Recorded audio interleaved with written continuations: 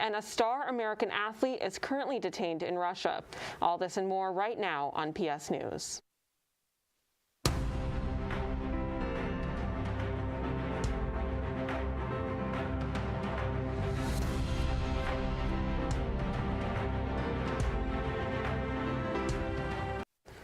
Good evening and thank you for joining us. I'm Jamie Bruce.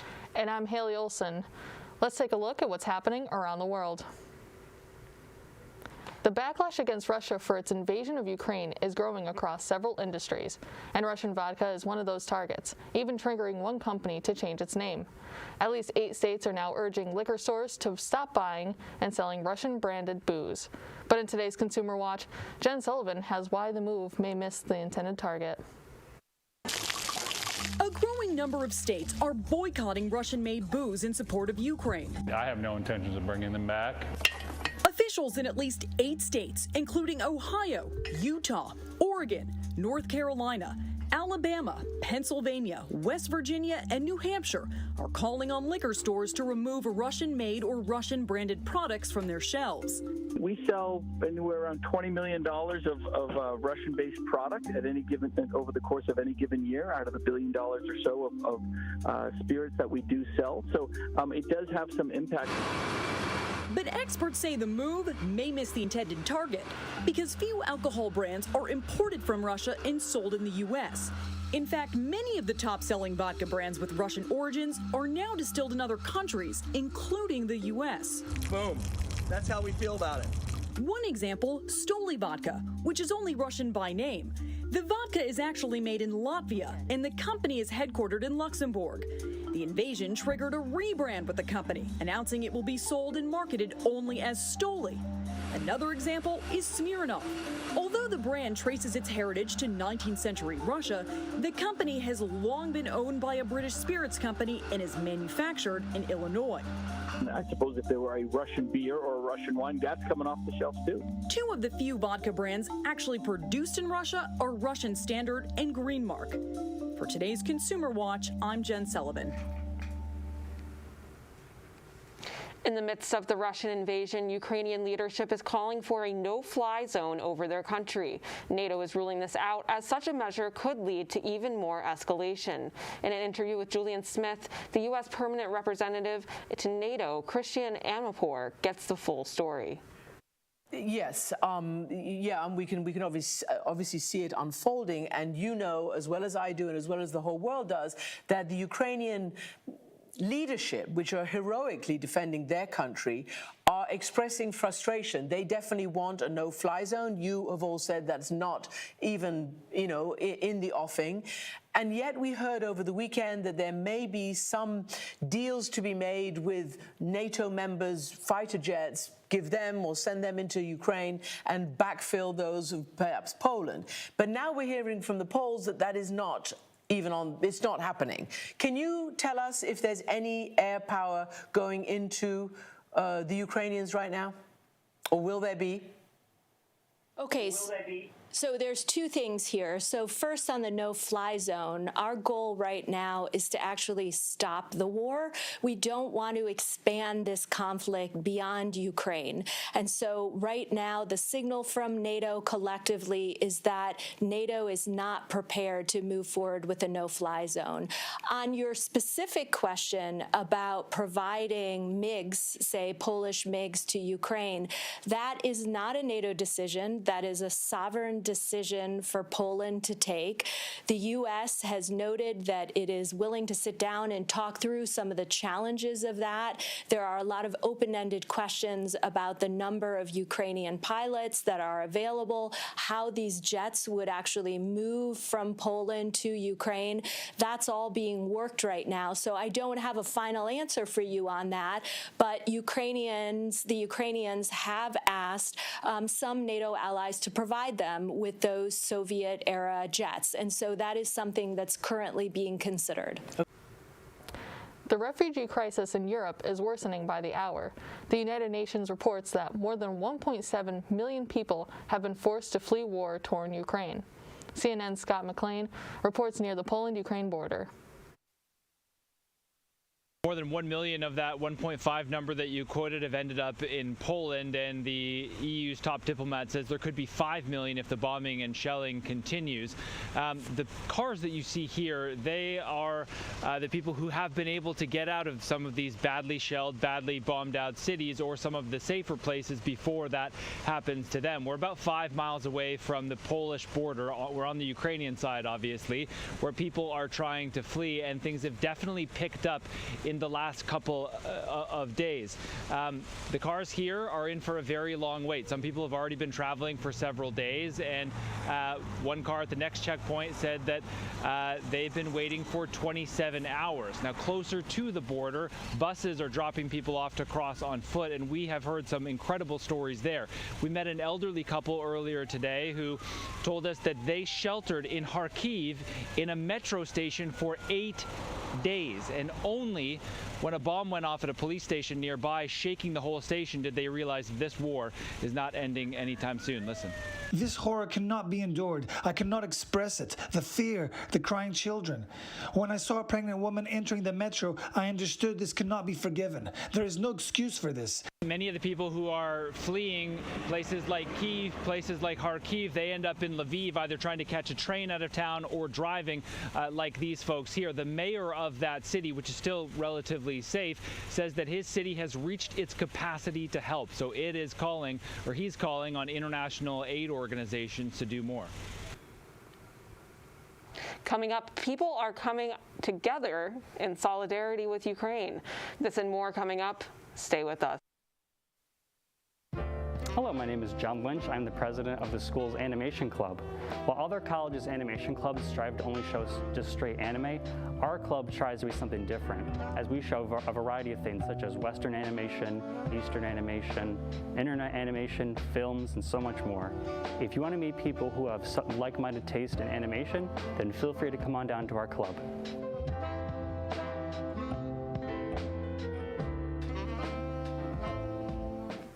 Welcome back. Let's take a look at some news happening near you. New York City is taking another step to bounce back from the pandemic. The city is set to drop several safety protocols Monday, including a school mask mandate and vaccination requirements for businesses. Are you excited about tomorrow? Yes. How come? Because no masks. Aviva and her dad are thrilled about masks being optional. I think they should have done that a long time ago. But that doesn't mean everyone's ready to ditch them tomorrow. I think I'm going to wear them in school because in January, I actually got COVID and I didn't like it and it felt really bad. And I know like on Thursday, one of the people in my class got COVID. Bennett's dad says he's told his kids to do whatever makes them feel comfortable. It's nice that they actually have that choice, and I mean our kids have been wearing them some of them for 25% of their lives. We've worn masks for a long time, and it's a nice thing to do to have a break from masks at school. But this mask break may not last forever. On Friday, the mayor said the city will be ready to pivot if there's a surge. A color-coded COVID alert system is now in place. We also know that if somebody's going to wear a mask at school, we have to know we don't tell them what they should do or shouldn't do.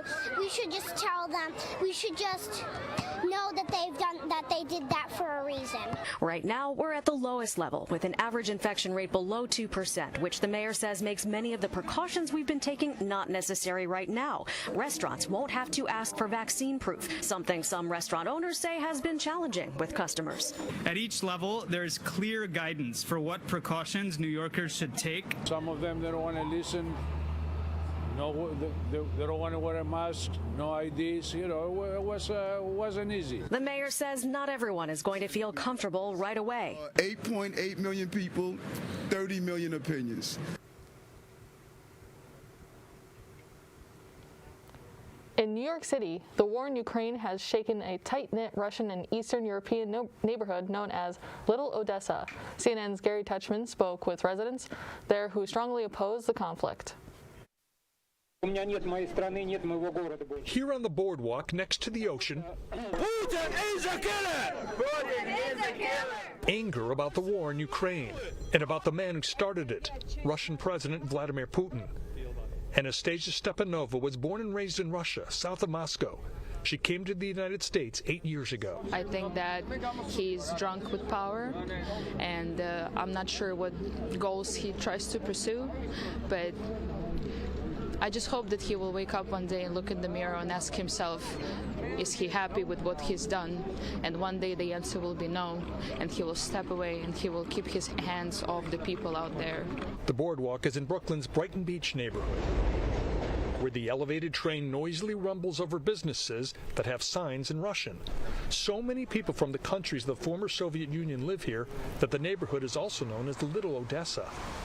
Lilia Rakhbangulova moved here about 5 years ago from the city of Smolensk, Russia.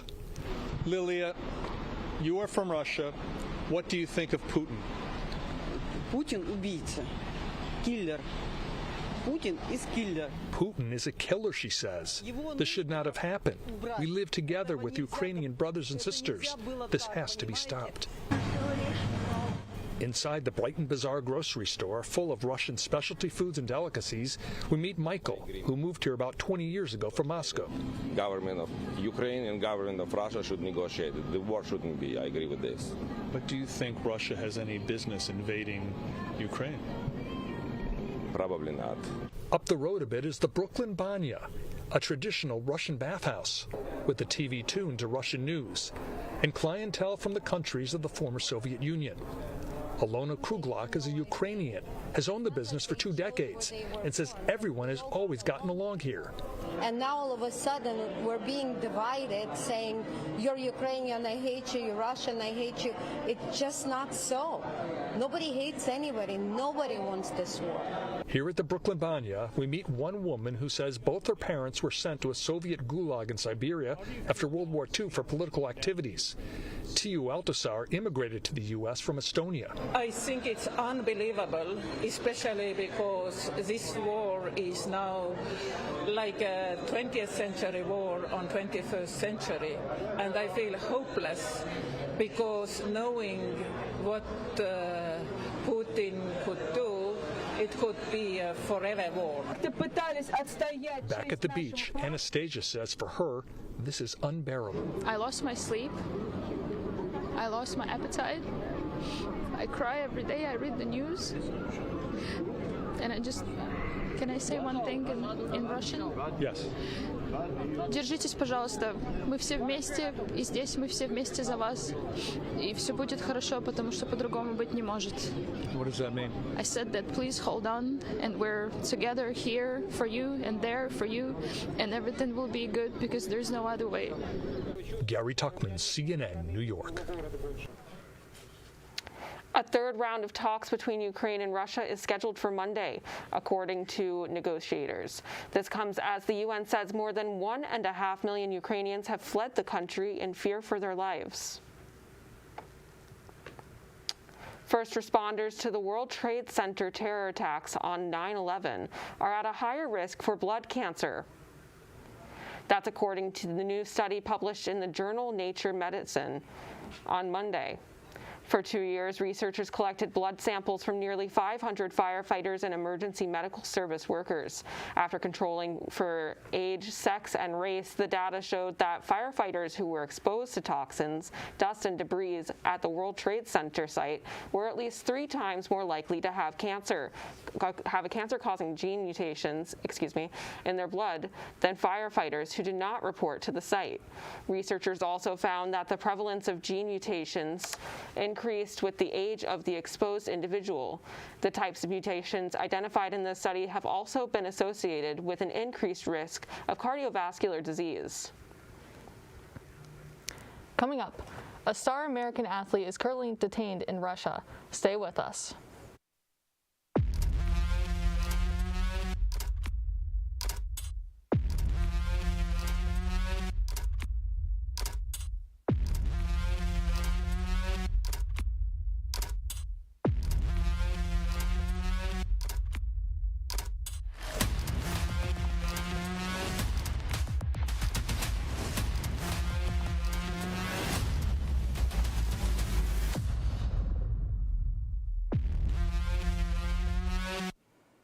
Hey, how are ya? I'm Jeffrey Koff. Let's take a look at some sports news. Seven-time WNBA All-Star center, two-time Olympic gold medalist for Team USA, and now Russian prisoner, Brittany Griner has been detained in Moscow on drug charges and faces up to 10 years in prison. As CNN's Rosa Flores reports, diplomats are working to get her home, but it won't be easy. As the diplomatic ties between the U.S. and Russia crumble, a WNBA star is caught in the middle.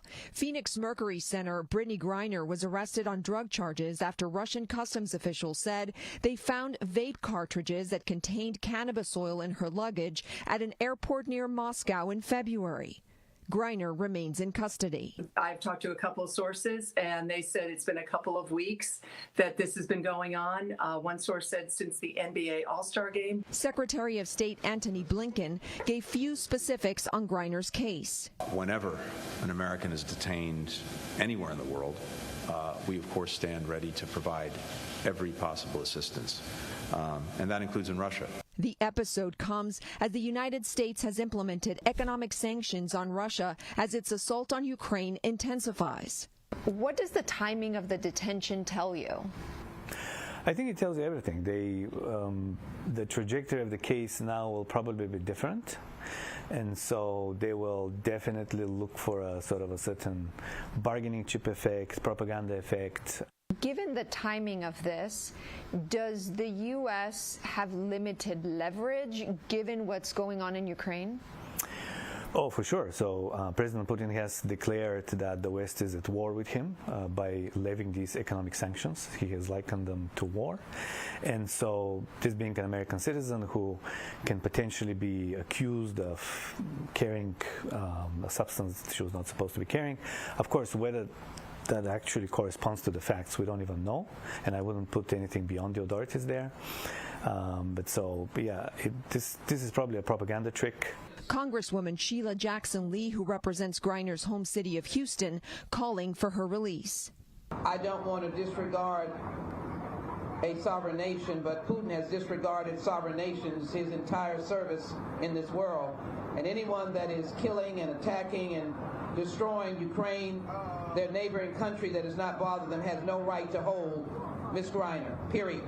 And Griner's wife, breaking her silence in an Instagram post thanking everyone for their support and writing, quote, "Please honor our privacy as we continue to work on getting my wife home safely." Back home in Houston, Griner's high school coach grew emotional, worried Griner could face severe consequences. What's your biggest fear? My biggest fear is that this will become that she'll be a political pawn. If she, by any chance, watches this story, what would you tell her? I would tell her, please know that you are loved by so many people. You've always had a true resolve and grit to get to the finish line, and know that you will get to the finish line of this trial you're going through, of this ordeal.